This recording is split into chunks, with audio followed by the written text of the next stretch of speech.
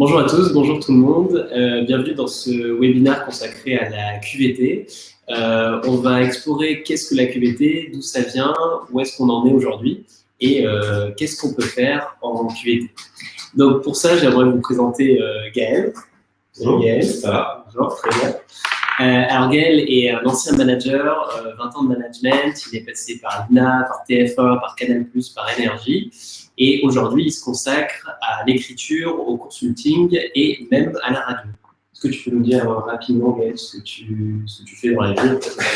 En fait, j'essaie de transformer le management par l'écriture, effectivement, mais de façon simple. Je n'ai pas de grand conseil, je pense qu'on va en parler tout à l'heure avec la QVT, mais il faut revenir à des concepts un peu basiques. Donc, les titres de mes bouquins, c'est mon boss et mes jeux, soit je suis pas terrible, mes jeux qui sont dans un très gros niveau intellectuel.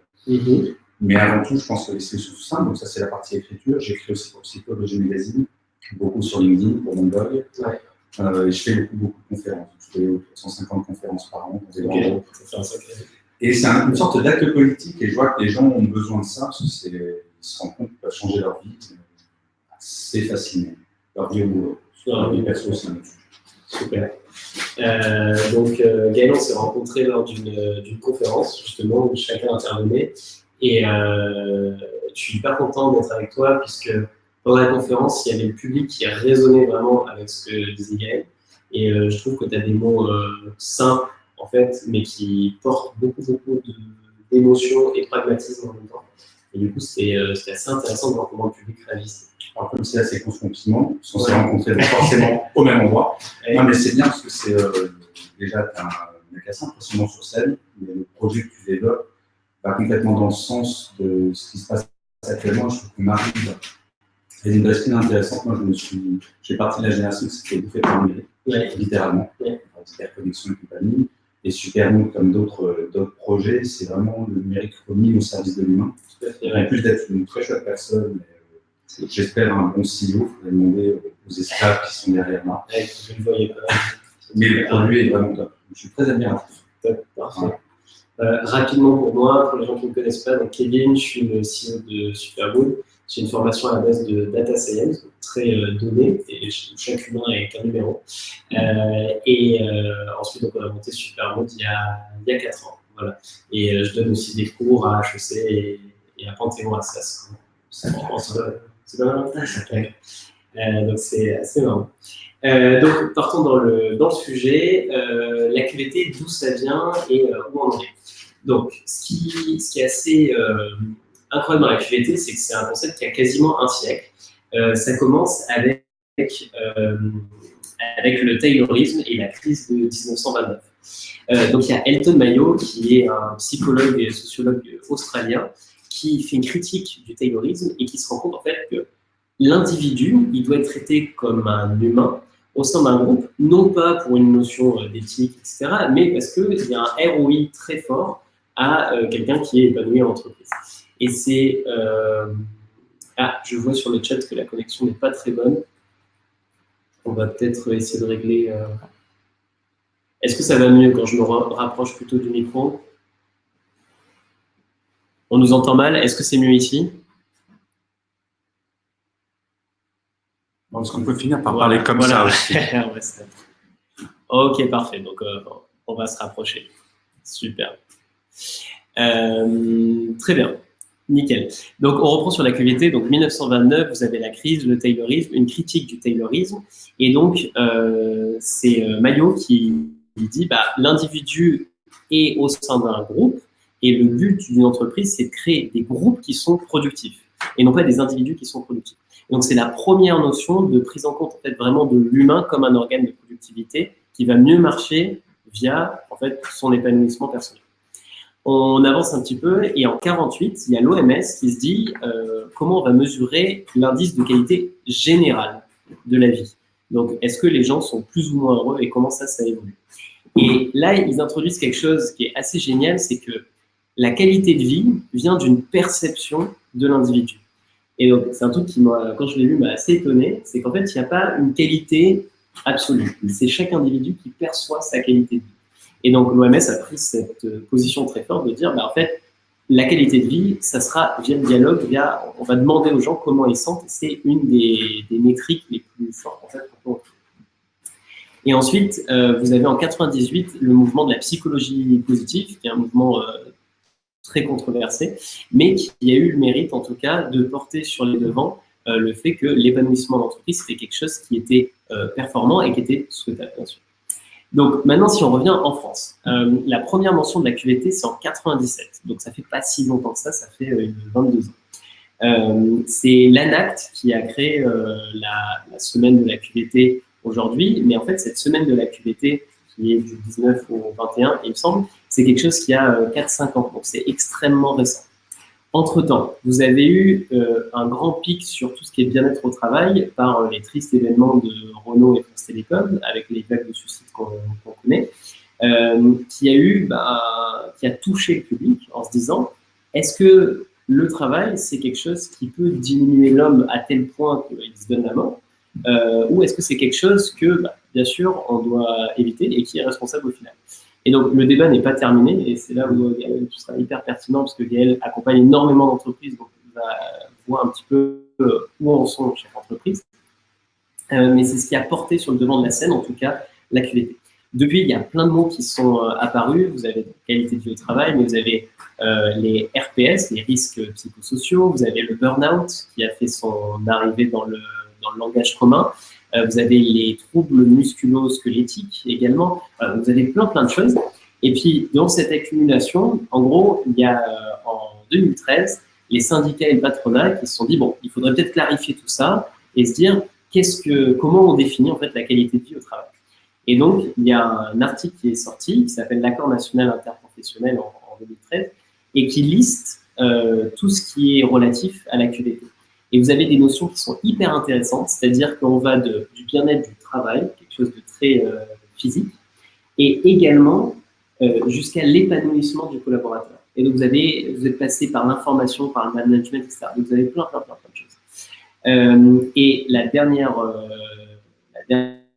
chose en date, c'est la loi Rebsamen en 2015, qui oblige chaque entreprise de parler de la QVT chaque année et de la placer au même titre que l'égalité professionnelle, la diversité homme-femme, etc.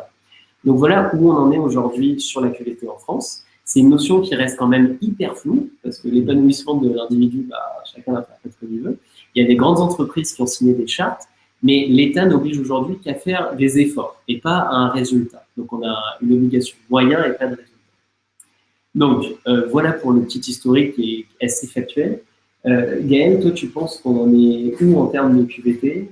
Où on en est en France? En fait, c'est hyper intéressant le rappel que tu as fait, professeur Kelly. Non, parce qu'en fait, 2008, c'est vraiment le départ de la QVT en France. Alors que dans d'autres pays, je pense que les pays nordiques, bien sûr, mais dans d'autres pays, c'était culturel. Et le truc qui est intéressant, c'est que le début de la QVT, c'est centré sur l'entreprise. C'est la peur que l'entreprise a d'avoir des soucis chez elle. Ouais. Ça, c'est 2008. Et c'est une trouille terrifiante. Et en fait, ça fait que 2-3 ans, et ça, je constate vraiment, ça fait 2-3 ans que les entreprises se disent, mais la QVT, c'est aussi au service de la performance. Ouais. Et on est passé donc d'une QVT un peu obligatoire pour essayer de ne pas avoir de soucis chez soi. Et il suffit de suivre un peu le procès France Télécom et ce que dit l'ancien PDG pour constater le cynisme dans lequel on était en 2008. Et de regarder ce qui se passe maintenant, où les entreprises et les grands groupes notamment sont en panique. Mais quand je parle de panique, c'est en panique en disant que les jeunes diplômés, les jeunes talents ne veulent pas venir chez eux. Il y a une question d'attractivité. Oui, exactement. C'est-à-dire que moi, quand j'étais diplômé, donc au siècle dernier, j'enlève ce petit sourire, s'il te plaît. En 1992, le rêve de tout diplômé d'école de commerce, c'était L'Oréal, c'était Total, c'était pas encore Accenture, mais Arthur Andersen à l'époque. Maintenant, les jeunes diplômés, Jorin Delphi, elle a le bac plus 7, Dauphine, plus une grande école de commerce, elle est indépendante, elle s'est installée à Berlin. Parce que c'est une qualité de vie qu'elle se crée, elle, parce qu'elle estime que les grands groupes n'amènent pas une qualité de vie au travail. Non, j'irais même plus loin, une qualité de vie. Parce qu'une des premières motivations chez les Grecs et encore plus chez les aides, c'est l'équilibre entre la vie professionnelle et la vie privée. Donc voilà, on en est, je pense, à une énorme prise de conscience que se mettre au service de l'humain, c'est pas que parce qu'on est sympa, c'est pas que pour éviter des soucis, c'est aussi pour avoir les meilleurs talents, garder les meilleurs talents être plus créatif, toutes ces choses-là qui sont finalement assez capitalistes. Parce qu'on a beaucoup opposé QVT et performance.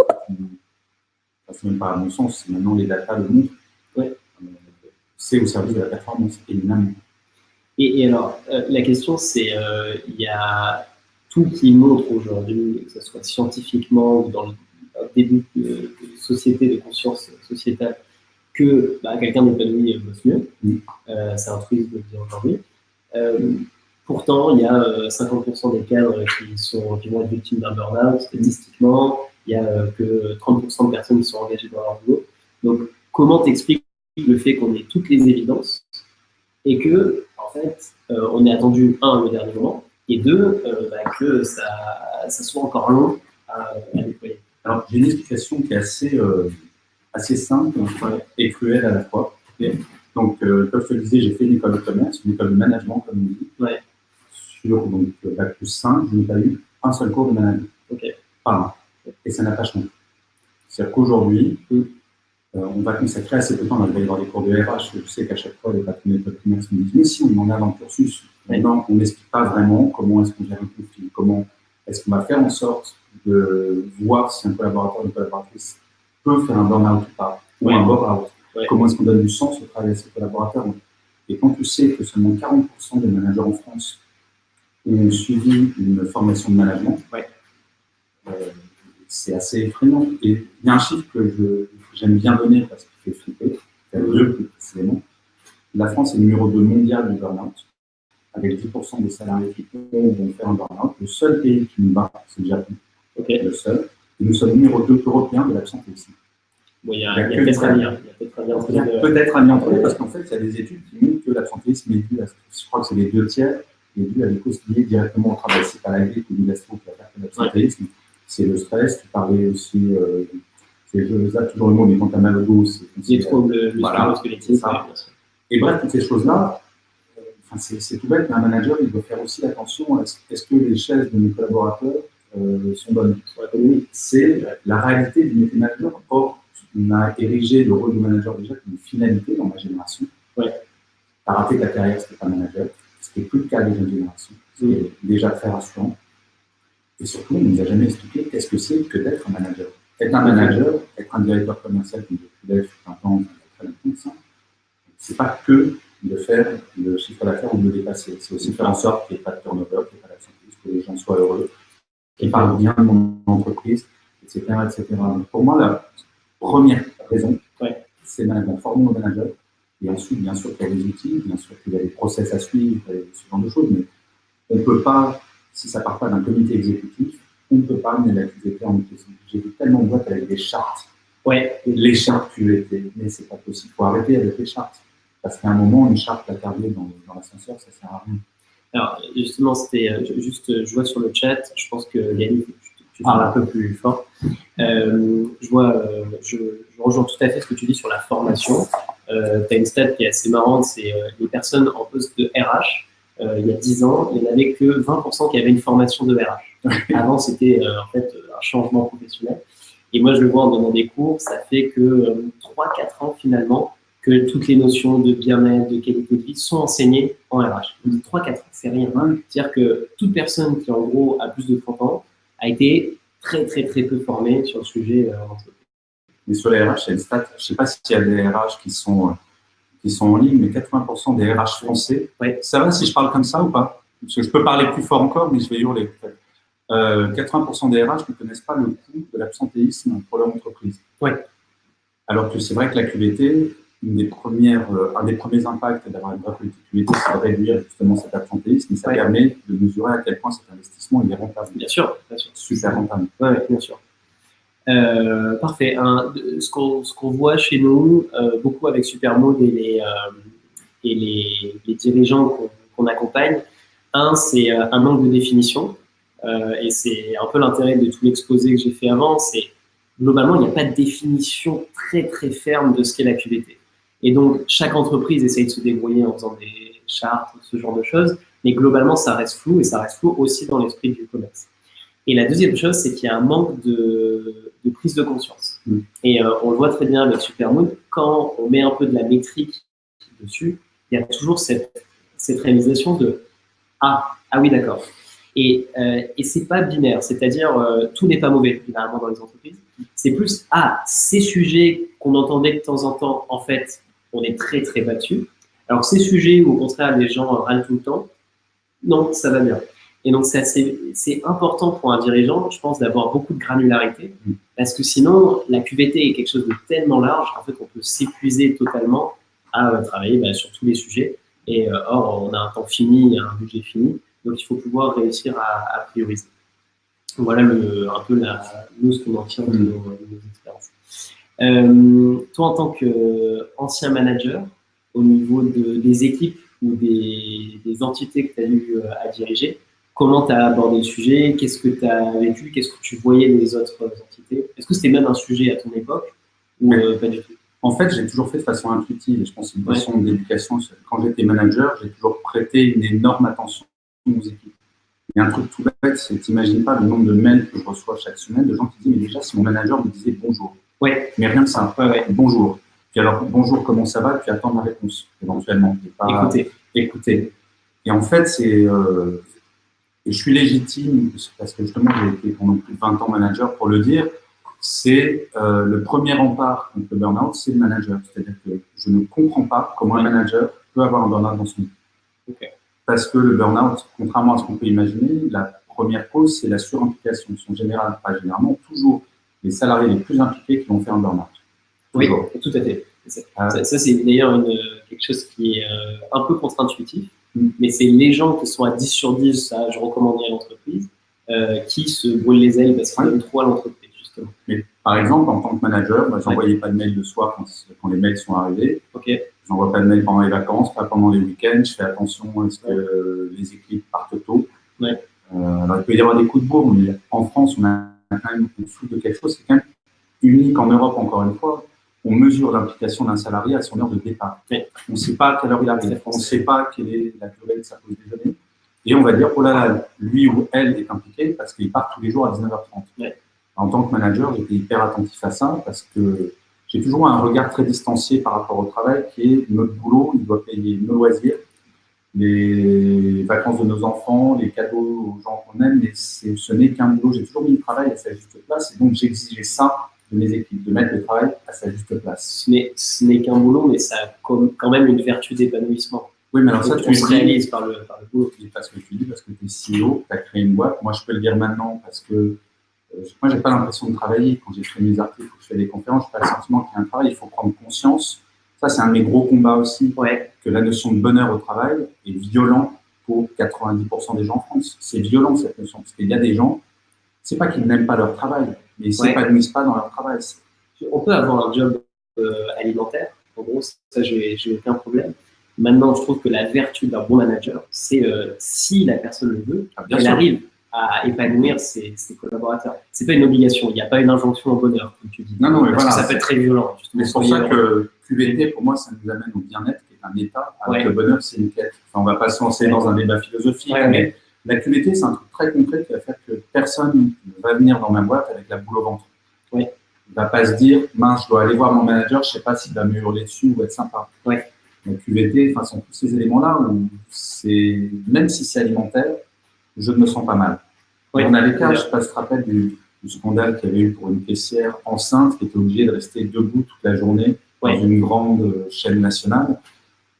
Ce serait bien que dans cette grande chaîne nationale, ils s'intéressent à la qualité de vie au travail.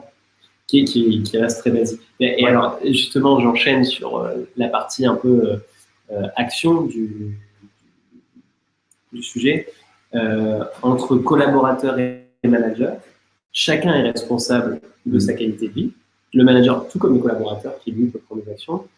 Concrètement, pour toi, qu'est-ce qui est important? Quelles sont les actions que tous les gens qui nous regardent, en gros, peuvent prendre demain en disant, voilà, je commence à faire un premier pas vers une meilleure qualité de vie dans mon équipe. Et ensuite, en tant que manager, tu veux dire? En tant que manager ou salarié. Je pense que les deux ont un lien.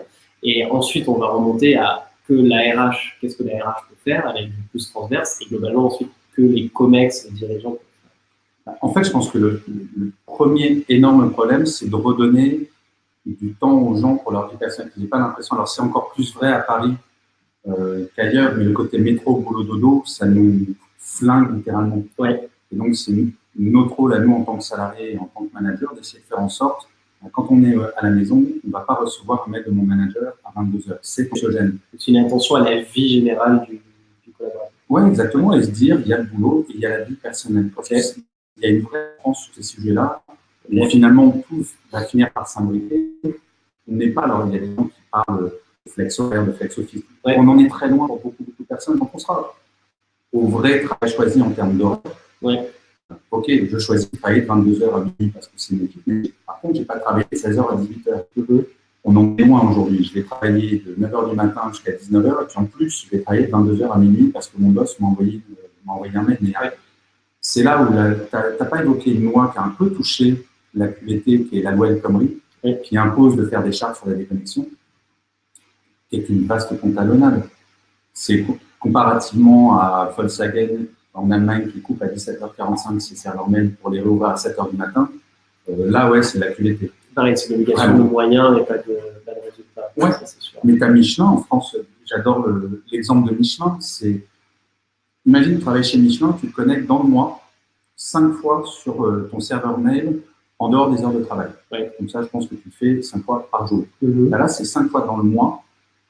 Tu es convoqué par la DRH de ton management pour te demander comment est-ce qu'on peut t'aider pour t'organiser mieux pour ne pas le faire. Plus 5 fois dans le mois. Donc, c'est vraiment ridicule. Et Michelin est assez exemplaire sur la QVT. Oui, c'est une très à la pointe. Ouais.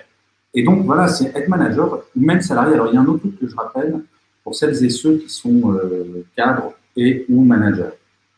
On a un super pouvoir démissionner. Et qu'à un moment, le taux de chômage en France des managers et des cadres, c'est 3%. Entre 3 et 3,8%. Ça s'appelle le plein emploi. Ça fait relativiser. Mais il ne faut pas oublier, justement, qu'on a ce pouvoir-là et qu'on n'a pas à subir. Je pense qu'on arrive vers le burn-out quand on ne s'aperçoit pas qu'on est en train de subir quelque chose qui nous fait violence. Et la QVT, c'est justement, d'une certaine manière, pour mettre les conditions que les gens n'aient pas besoin de se surinvestir et pas besoin de se dépasser à ce point-là, jusqu'à se tuer quasi littéralement maintenant. Ouais. Donc voilà, je pense qu'on est vraiment acteur et la démission, parce qu'on le sait, et toi tu le sais en tant que patron d'une boîte, ce qui est très dur, c'est d'avoir des salariés impliqués, les meilleurs, qui aiment ta boîte, qui parlent bien de ta boîte et qui vont amener de nouvelles idées. Toutes les boîtes sont dans cette problématique. Je pense que si je peux donner le point de vue de Supermoon sur le sujet, nous on pense que c'est par le dialogue et l'échange que vient en fait une compréhension mutuelle des collaborateurs, des managers, du RH, etc. Et qui permet justement de calibrer. Et donc le concept de Supermoon, pour ceux qui ne connaissent pas, c'est assez simple, c'est on crée des conversations régulières entre managers, RH et salariés, et on quantifie tout ça de façon anonyme, et ça nous permet, avec des algorithmes, de dire voilà les sujets qui sont les plus prioritaires pour les collaborateurs, pour les managers, etc. Et voilà les leviers d'action que vous pouvez prendre. Et donc ça permet plein de choses. D'une, ça responsabilise le collaborateur en disant je dois m'exprimer sur mon quotidien au travail. Parce que si je ne m'exprime pas, très compliqué pour ma hiérarchie de prendre des actions. Deuxièmement, ça permet aux managers et aux RH de prioriser les actions. Et ce dont on se rend compte, c'est que parfois, les gens sont très véhéments sur des sujets finalement qui ne les intéressent pas trop. Et au contraire, ils se taisent sur des sujets qui sont hyper importants pour eux. Et donc, on a vu des choses assez marrantes. On a une petite anecdote qui est une entreprise pour laquelle, d'une centaine de personnes, une PME, on pose une question qui est quelle est la prochaine fourniture qu'on met sur notre liste d'achat. En gros, qu'est-ce qu'on achète? C'est une question hyper innocente. Il y a 80% des gens qui nous ont dit des lampes. C'est-à-dire que les gens n'y voyaient rien, en fait, à leur boulot. Et ça, en fait, c'est une question toute bête, mais qui massifie une réponse, et finalement, où il y a un plan d'action beaucoup plus simple. On a plein d'autres exemples où, en fait, en creusant, on arrive à résoudre des choses vraiment profondes et profondes. Alors, on a une grande entreprise publique où il y avait un problème d'autonomie et de vitesse. Donc, ce qui a été remonté en premier, c'est qu'on est une entreprise qui est hyper lente. On prend des décisions hyper lentes. En creusant, on se rend compte avec nos questionnaires que, en fait, c'est un problème d'autonomie. C'est-à-dire que c'est lent parce que moi, je ne peux pas décider. Et ensuite, on se rend compte que la pierre angulaire, c'était une délégation budgétaire toute simple, qui était, à chaque fois que je dépense 10 €, je dois le justifier à moins N plus 3. Donc, c'était assez lunaire. Et en gros, la hiérarchie comprend très bien quand elle a des données et des stats que c'est évident pour un point de vue ne serait-ce que de performance qu'il faut accorder cette délégation budgétaire et que en fait le coût du contrôle est beaucoup plus fort que le coût de la dépense.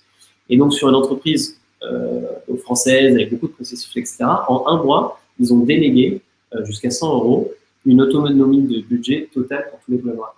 Mais c'est là où justement le numérique, ce que je disais tout à l'heure, c'est nous, ma génération l'a subi et là le numérique est en train de changer radicalement les choses. Au lieu de passer finalement d'une circulation de l'information qui va de haut en bas, on est en train d'inverser complètement ça et ça va de bas en haut.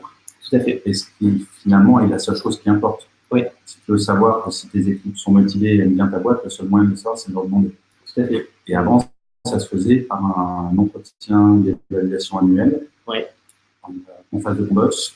Donc forcément, en termes de libération de la parole, c'était pas extraordinaire. Et c'était une fois par an. Ouais. Ce qu'on crée avec Supermode, et là on voit beaucoup de vertus, c'est que donc tu avais individuellement l'enquête, l'entretien annuel, mais tu avais aussi l'enquête annuelle où une fois par an, on vous demandait en gros, est-ce que ça va? On faisait le bilan et 3 mois après, on commençait à voir les résultats. Avec Supermode, on fait des échanges qui sont très courts, très ciblés. Donc c'est 3 questions, 5 questions. C'est anonyme, comme je disais, parce que c'est important, mais c'est régulier. Et donc ça va de toute la semaine, tous les mois et au maximum tous les trimestres. Mais l'idée, c'est d'avoir cette discussion régulière. Et en fait, ça enlève une charge très forte à la RH et aux collaborateurs parce que c'est un dialogue. Donc, si je pose la mauvaise question la première semaine, c'est pas grave, je peux poser la bonne question la seconde. En plus, on peut itérer. Donc, c'est-à-dire, c'est mon exemple précédent, on peut voir qu'il y a un problème de rapidité de décision, en fait, qui vient d'un problème d'autonomie, en fait, qui vient d'un problème de budget. Et donc, on le voit, en fait, quand on lance Supermode, il y a cette boucle de feedback qui se crée et ça devient un truc qui est naturel, qui continue de passer par notre outil, mais aussi où les équipes se parlent, décomplexent en fait le dialogue et se parlent de plus en plus. Et ça, c'est un truc qui est assez incroyable parce que ça permet de casser ces espèces de silos et plafonds verts entre un DRH ou un COMEX, un dirigeant qui est finalement très loin du terrain, et c'est son rôle aussi de prendre de la hauteur. Mais là, hop, il y a une boucle de feedback régulière, et donc ça lui permet, comme lui, ce qui lui intéresse, c'est la performance de son entreprise, de prendre des actions hyper vastes et hyper rapides sur en fait ce que veulent les gens. Et ce que veulent les gens, généralement, c'est aussi lié à la performance. Il y a un truc dont parle Kevin, la fois où je t'avais vu faire parler sur la QVT. Oui. La grande moquerie sur la QVT, c'est je mets un baby-foot et ça va à l'une. Oui, exact. Tout le monde se moque de ça. Oui. J'aimerais bien que tu racontes le truc parce que finalement, c'est pas tant l'objet magique que peut être le baby-foot que pourquoi est-ce qu'on met un baby-foot et il ne faut pas se moquer toujours du baby-foot. Tout à fait. Ouais, alors, pour la petite histoire, il y a 5 ans, dans les sphères des ressources humaines, le baby-foot était l'exemple parfait. Il fallait, pour être cool, avoir un baby-foot. Ça a été porté par les Google, les Facebook, etc. Et puis, il y a 2 ans, 3 ans, on s'est rendu compte que le baby-foot, il n'avait pas forcément un effet hyper fort. Et du coup, c'est devenu l'objet du mal, le bullshit, etc. Avec les chouquettes. Avec les chouquettes, voilà, les petits déjeuners. Et le message que j'essaie de porter, c'est que, en fait, il faut être assez nuancé. Tout n'est pas soit noir, soit blanc. Il y a plein de nuances de gris. Et donc, un baby-foot, ça peut être vu comme quelque chose qui est une récompense, quelque chose qui crée beaucoup de liens et qui casse les silos, mais également comme une arme de distraction massive, c'est-à-dire que ça fait du bruit, ça crée du stress, parce que quand on joue au ping-pong, c'est tout bête, on met une demi-heure à redescendre, ce genre de choses. Donc, en gros, selon les contextes et selon les besoins des collaborateurs, la table de ping-pong, elle n'a pas du tout le même impact. Et c'est ça qui est intéressant, c'est qu'on a pas mal de nos clients qui ont des tables de ping-pong, qui ont fait des salles de repos, etc. Et on commence à avoir des statistiques sur quel est l'impact du table de ping-pong. Alors, je prends le sujet de la table de ping-pong, mais ça peut être des primes annuelles, de réunions mensuelles, des trucs un peu plus sérieux. Et ce dont on se rend compte, c'est qu'il y a des trucs qui marchent assez systématiquement, par exemple des réunions mensuelles d'information entre équipes pour savoir sur quoi on travaille. Et il y a des choses qui sont très, très hétérogènes. Par exemple, il y a un exemple génial chez Google, qui est une entreprise qui marche plutôt bien, qui a proposé aux Googlers, donc les gens chez Google, une prime à la fin de leur année. La prime, c'était soit $1000 pécuniairement, soit $1000 mais sous forme de voyage d'expérience. Quand les gens ont voté, les Googlers, qui sont pourtant très bien payés, ont voté pour l'argent. Et donc, Google a fait le test et a offert à la moitié de l'argent et à la moitié des dollars. Et en fait, on se rend compte finalement que les gens qui vivent une expérience sont plus satisfaits, même si ce qu'ils réclament, c'est de l'argent. Et donc voilà. Et il y a une hétérogénéité aussi où, par exemple, les commerciaux préféraient l'argent, ils étaient plus satisfaits finalement avec l'argent que les designers avec. Donc voilà, je pense qu'on a déjà pas mal parlé. Je finis là-dessus. Il y a plein de sujets qu'on n'a pas abordés, qu'on peut aborder. Par exemple, comment convaincre un dirigeant de mener une démarche QVT. Vous pouvez poser des questions à Gaël sur son passé très pragmatique de dirigeant et maintenant sa carrière d'écrivain, d'influenceur, où du coup il y a beaucoup plus de recul. Donc voilà, on passe aux questions, faire un quart d'heure de questions et voilà. Ça, c'est exactement comme dans les conférences, on attend les questions. On attend les questions. On aurait dû prendre une guitare pour… Alors, j'ai déjà une question de Marie Declerc qui est The right tool for the right job. Quel outil va permettre d'améliorer la QVT? Donc ça, je peux… Supermood. Alors, voilà. très bon réponse. Alors, Supermood est un des outils qui vous permet de capter en tout cas où en est votre QVT, de capter quand vous prenez des actions, quel est l'impact de chacune de vos actions de façon quantifiée et qualifiée sur vos troupes, sur vos collaborateurs. Et également, elle a une valeur légale puisqu'on est inclus dans le bilan RSE de nombreuses entreprises comme un des moyens pour améliorer la QVT. Et c'est ce que vous oblige la loi, c'est de prendre des outils comme Supermood ou comme d'autres pour prouver en tout cas votre bonne foi et votre suivi. Maintenant, il y a plein d'autres outils qui peuvent être utiles. La QVT, c'est très large, ça passe du management, donc tout ce qui est coaching managérial, etc., ça peut être utilisé. L'environnement de travail, c'est tout bête, mais il y a des outils, Gaël parlait d'une chaise ergonomique, c'est un outil. La communication, donc tout ce qui est intranet, tout ce qui est modèle de communication, mentorship interne, ce genre de choses, ça peut agir. Donc voilà, c'est une quête, la QVT. On est obligé par la loi de s'y intéresser, il n'y a pas de résultats qui sont obligatoires, et c'est du test and learn. L'avantage d'un Supermood, c'est que ça vous permet de savoir si vous testez dans la bonne direction ou pas parce que vous mesurez votre impact. Il y a une remarque de Pierre qui parle de… Alors, c'est pas opposer bien-être à QVT, mais dire que ce sont deux choses différentes. Pour moi, l'un est totalement indissociable de l'autre. Oui. Je ne vois pas comment on peut avoir de la qualité de vie au travail sans avoir un bien-être individuel. Et en fait, c'est quelque chose qui est extrêmement intéressant quand on regarde les fonctionnements des entreprises dans les années, on va dire 80. Ouais. Et maintenant, on est passé d'un raisonnement global où l'entreprise, c'est qu'on fait la même chose pour tout le monde et ça va bien se passer. Très normatif. À chaque individu compte. Et chaque individu, c'est ce que tu disais, la perception de chaque individu sur son bien-être et la qualité de vie au travail va être totalement différente. Moi, par exemple, on m'aurait dit, tu vas t'asseoir sur une balle rebondissante toute la journée. Je pense que je te l'aurais fait bouffer. Mais il y a d'autres personnes qui adorent littéralement ça. Et c'est ça qui rend la démarche, quand on commence à rentrer dans cette finesse-là, c'est qu'on a déjà bien avancé. Ce qui rend la chose encore plus difficile, c'est qu'il faut s'adapter à chaque personne. Mais déjà, moi je vais prêcher un tout petit peu pour ma paroisse, même si on est dans la même paroisse, d'une certaine manière. Déjà, commençons par de la formation. Il n'y a rien de ça. Tout à fait. Je suis obligé de raconter l'anecdote, parce que dans la qualité de vie au travail, pour moi, il y a aussi comment on se sent par rapport à ses collègues.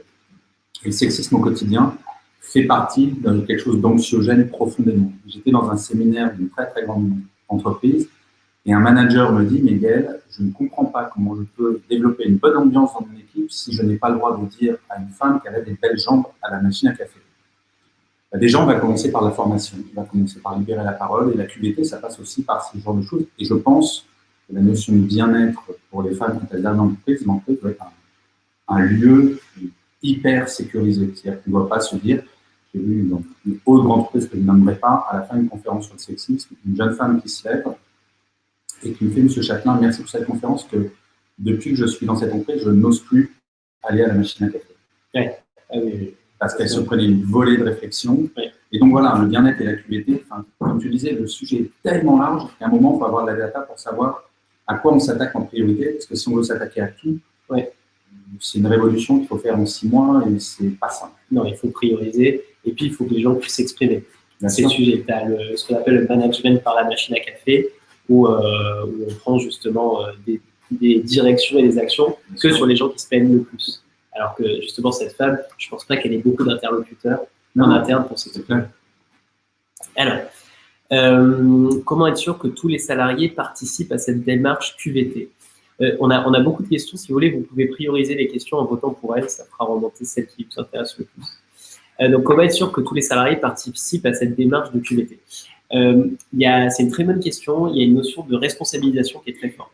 Je trouve qu'il ne faut pas infantiliser les salariés en leur disant « on s'occupe de tout pour vous ».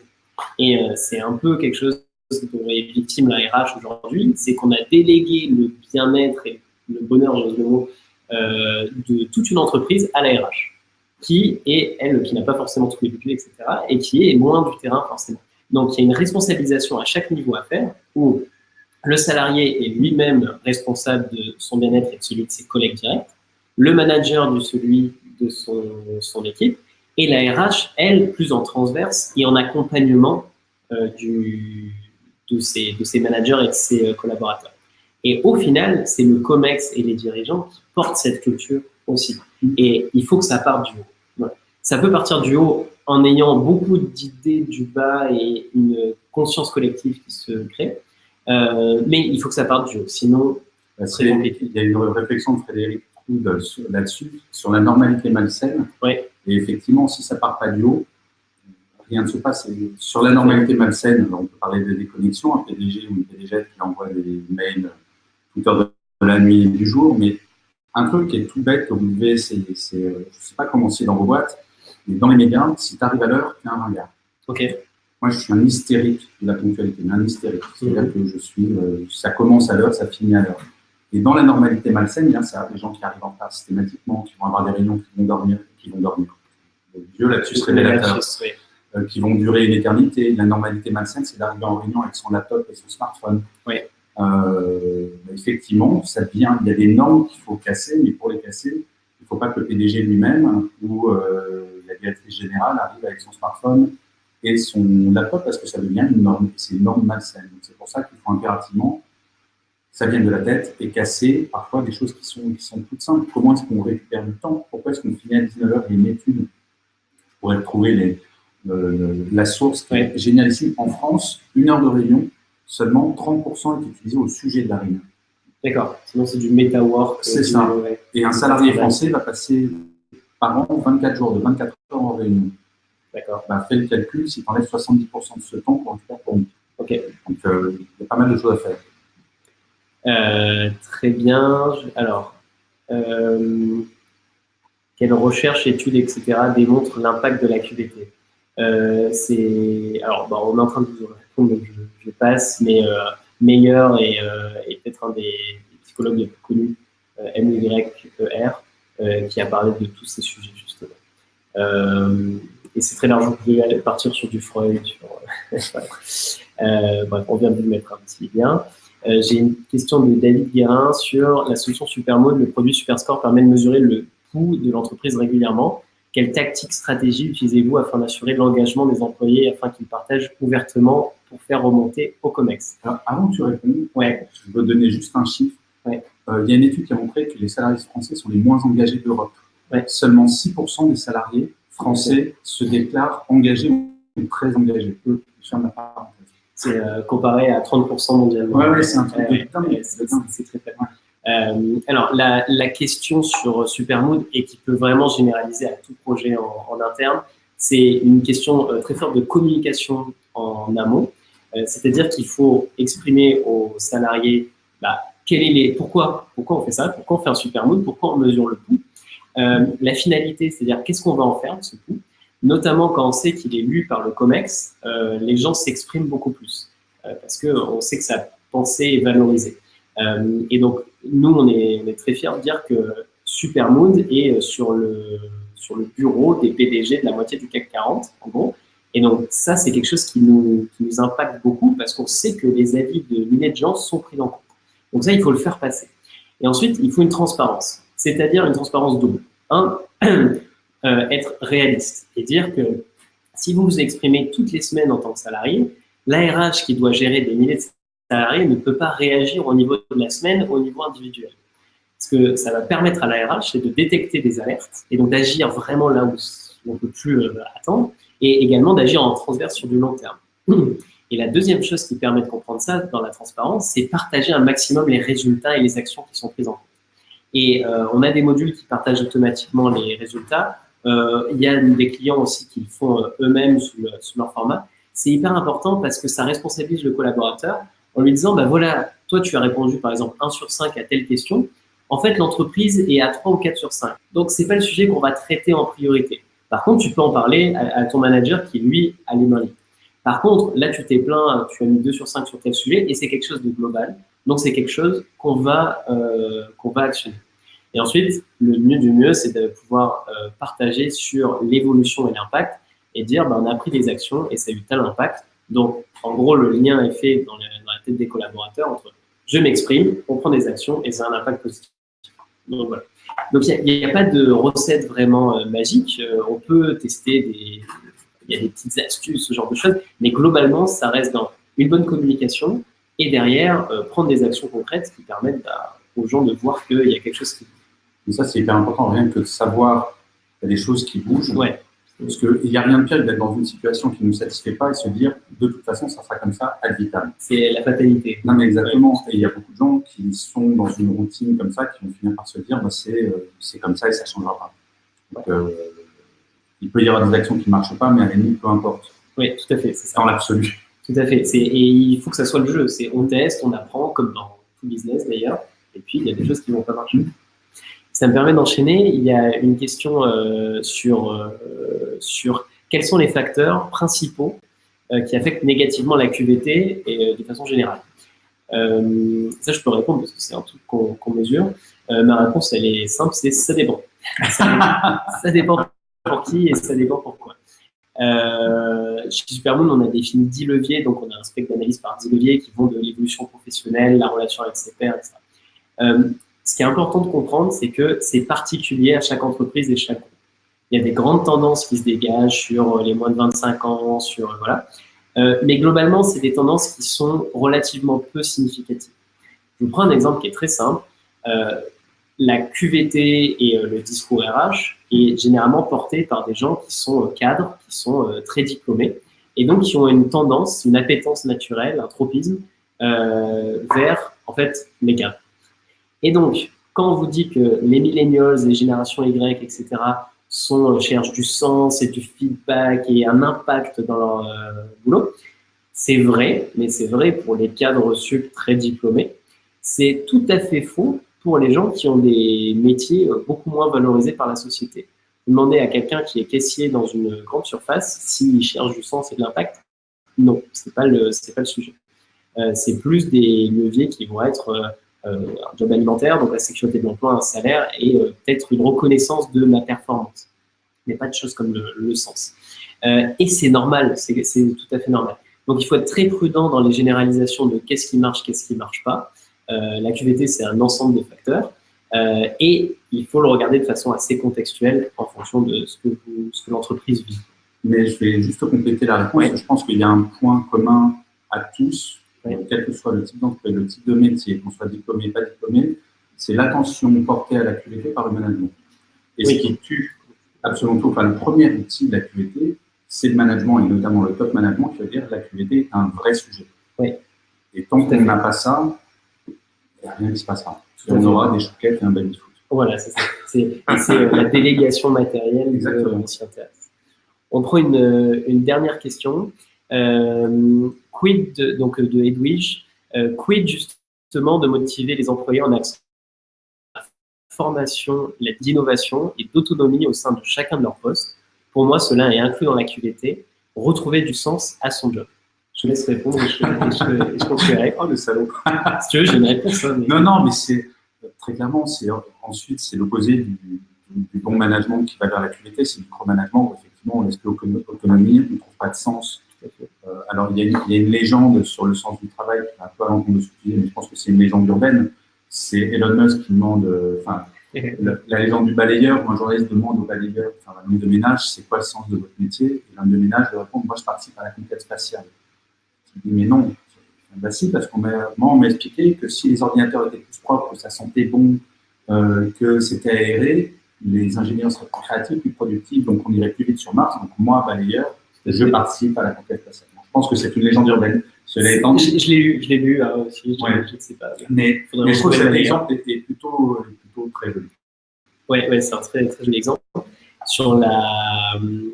Justement, sur le rêve et la dynamique, il y a, pour répondre à la question qui est la formation dynamique d'innovation, je pense qu'il y a un sujet qui est hyper important, c'est vers quoi on projette les gens. Et donc, vous avez justement cette notion étymologique de progrès versus d'innovation, où le progrès, c'est comme quand on est né dans les années 50, on pense aux années 2000 et donc on a un objectif. Il faudrait de me regarder sur les naissances dans les années 50. Non, c'est très bien fait. Et bien avant. Et vous avez cette innovation, et l'innovation, c'est un terme qui est utilisé plutôt sur ce qu'il faut changer pour qu'en fait rien ne change. C'est, par exemple, ça vient en fait de l'innovation qui est un avenant à un contrat. C'est qu'est-ce qu'il faut changer au contrat pour ne pas toucher le contrat. Ça a été cité politiquement. Qu'est-ce que le président doit faire, comment il doit innover pour en fait garder le pouvoir, ce genre de choses. Et vous avez le choix dans les grandes entreprises de projeter les gens soit vers un monde meilleur, une valeur ajoutée qui est plus forte, soit sur il faut innover parce que sinon on meurt. Et donc les deux, c'est assez motivant. C'est motivant d'une façon complètement différente. Et donc l'innovation la motivation par l'innovation plutôt par le stress est quelque chose qui marche très bien sur le court terme. C'est prouvé que c'est là où on a les meilleures performances, mais sur le moyen et le long terme qui est insoutenable. En fait. Alors que projeter vers un progrès, vers quelque chose de mieux, un petit peu indépendamment de ce côté survie, c'est quelque chose qui est beaucoup plus intrinsèquement motivant et finalement qui a des résultats moyen terme, long terme qui sont beaucoup plus forts. Donc on finit le webinaire là-dessus. Merci beaucoup Gaël. Merci. Et à bientôt tout le monde. N'hésitez pas, on vous envoie les articles, le webinaire et n'hésitez pas à nous poser des questions par email. Merci beaucoup. Salut. Au revoir.